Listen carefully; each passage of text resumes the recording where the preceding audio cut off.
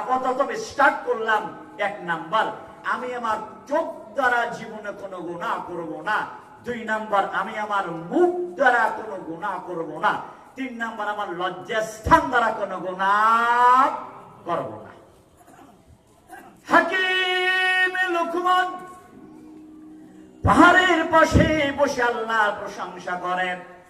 আমার এক বাংলা কবি যেন বলেছে, আচ্ছা মানুষ বলো দেখি, আচ্ছা মানুষ বলো দেখি, রাত্র কেন কালো?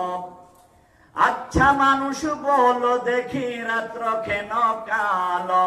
চাঁদ সূরজ কোথা হাতে পেল এত আলো? পশু পাখি কয় না কথা, মানুষ কেন কয়? পশু পাখি কয় না কথা, মানুষ কেন কয়? বলো বলো বলো মানুষ, এসব কিছু কেমন করে হয়? ফুলগুলি সব নানান রঙের কেমন করে হয়? ফুলগুলি সব নানান রঙের কেমন করে হয়? পাতাগুলো সবুজ বটে, ফুলের মতো নয়। দুধ কেন সাদা, মরিচ কেন জাল? দুধ কেন সাদা, মরিচ কেন জাল? আমগুলি পাকলে আবার কে বা করলো লাল? আমরা মানুষ বাস করি, আমরা মানুষ বাস করি এই দুনিয়ার রঙে। হাতের রেখা আর চেহারা মিলে না কারো সঙ্গে, আর মিলে না কথার ধরন আঙ্গুলের টিপ, আর মিলে না কথার ধরন আঙ্গুলের টিপ। স্রষ্টা আছে, আল্লাহ আছে, প্রমাণ হলো ঠিক। আল্লাহ আছে না নাই? আমগুলি কি কে লাল করে? আল্লাহ আছে না নাই? আমার ভাইরা, ফলগুলোর কালার কে দেয়? আল্লাহ আছে না নাই? দুধ কি এখনো সাদা হয়? এমনি এমনি হয় না, সাদা একজনে বানায়। গরু তো ঘাস খাইলো, ঘাস তো সাদা ছিল না। এই সবুজ ঘাসের ভেতর থেকে খেয়ে দুধটাকে সাদা করলো। আল্লাহ আছে না নাই? অতএব রাজার বাগের ভাইরা, বইনা শুইনা পাও হইয়া কবরে যাইও, কারণ হলো আর কত নামাজ ছাড়বা, আর কত বেপরদা চলবা, আর কত সুদ খাইবা, আর কত ঘুষ খাইবা, আর কত চাঁদাবাজি করবা, আর কত মাস্তানি করবা, আর কত সয়াবিন তলির ভিতরে পামাইল মিলাইয়া বিক্রি করবা, আর কতদিন দেশি পেঁয়াজের ভিতরে বিদেশি পেঁয়াজ মিলাইয়া বিক্রি করবা, আর কত দেশি চাউলের মধ্যে বিদেশি চাউল মিক্সচার দিয়ে বিক্রি করবা, আর কতদিন পুরা মোবিল দ্বারা জিলাপি ভাজবা। এখনো ফেরো রে বাজান, এখনো ফিরো। আল্লাহ পাক আছে না নাই? গভীর মনোযোগ। আমি বলছিলাম হাকিমে লোকমান বড় কালো। হাকিমে লোকমানের চেহারা বলো কালো। শুধু কালো কালো তা না, বেঢঙ্গা চেহারা।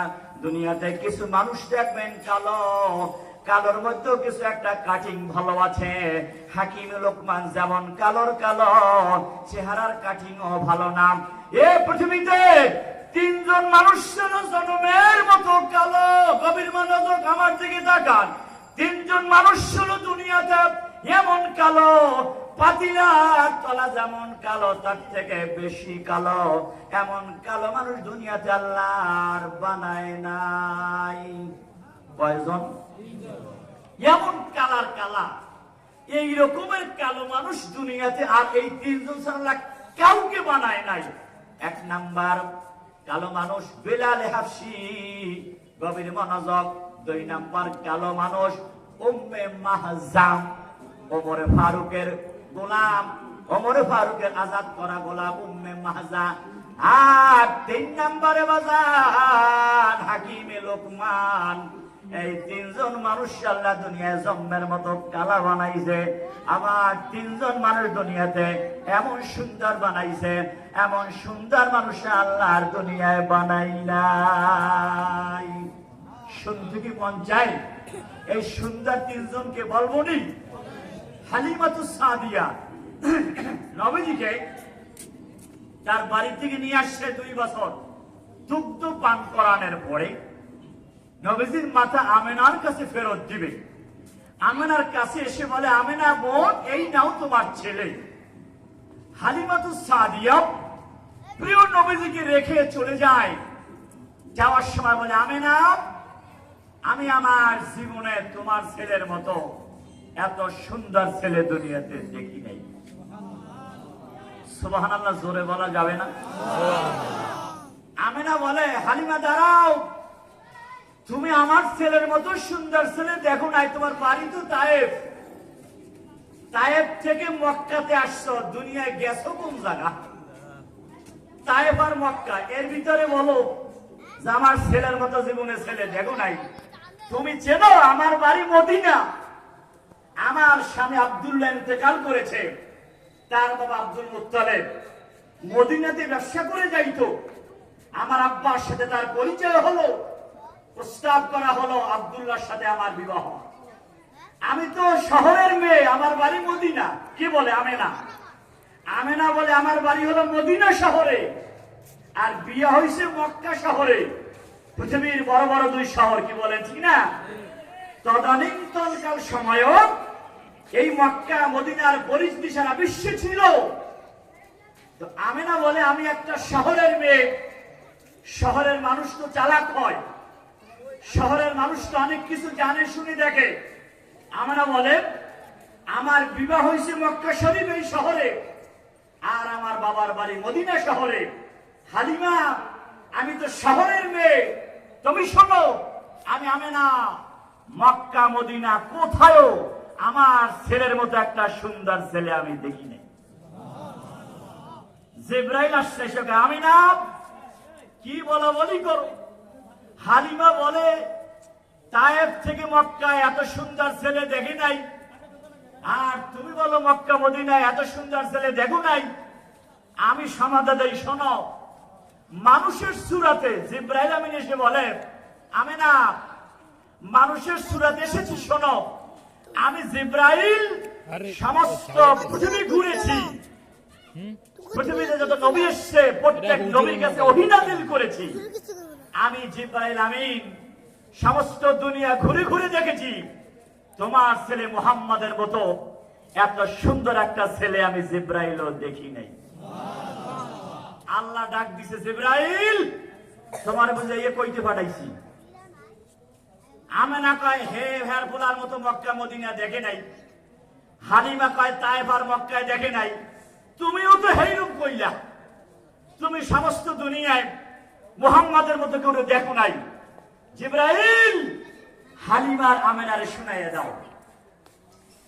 জিবরাইল বলে, হালিমা, জিবরাইল বলে, আমেনা তোমরা শুনিয়া নাও, আল্লাহ আমাকে বলতে বলেছে, তুমি বলেছ তায়েফ আর মক্কা কোন জায়গায় মুহাম্মাদের মতো ছেলে দেখো নাই। আমেনা বলেছো মদিনা আর মক্কায় মুহাম্মাদের মতো ছেলে দেখো নাই। আমি বলেছিলাম সমস্ত দুনিয়াতে মুহাম্মাদের মতো সুন্দর মানুষ দেখি নাই। আমার আল্লাহ সিদ্ধান্ত দিল, আল্লাহ ঝগড়া মিটাইয়া দিল, আল্লাহ ফয়সালা দিয়ে দিল। আমার আল্লাহ আমাকে বলেছে, জিবরাইল আমেনা হালিমার কাছে বলে দাও, আমি আল্লাহ মানুষ তৈরি করেছি, মুহাম্মাদরে আমি তৈরি করেছি। আমি আল্লাহ মুহাম্মাদের মতো একটা সুন্দর মানুষ দুনিয়াতে আর বানাই নাই। জোরে বলা যাবে কি সুবহানাল্লাহ? ও জিবরাইল, হালিমারে বলে দাও, আমেনারে বলে দাও, মুহাম্মাদের মতো সুন্দর মানুষ দুনিয়াতে বানাই নাই, আমি আল্লাহ বানাই নাই। তোমরা দেখবা কিভাবে? আমার নবী কত সুন্দর আর একটু বলবো। নবীর এক নাতির নাম হলো হাসান, আর এক নাতির নাম হোসাইন। হাসান একদিনকে বলে, নানা ভাই, আমার আব্বা আলী গরিব মানুষ, লাইট কিনে দিতে পারে না, বাতি কিনতে পারে না, চেরাক কিনতে পারে না, ল্যাম্প কিনতে পারে না। ও নানা ভাই, এই ঘর থেকে ওই ঘরে যেতে হয়, এই বাসা থেকে ওই বাসায় যেতে হয়। নবীর তো কয়েকজন বিবি ছিল।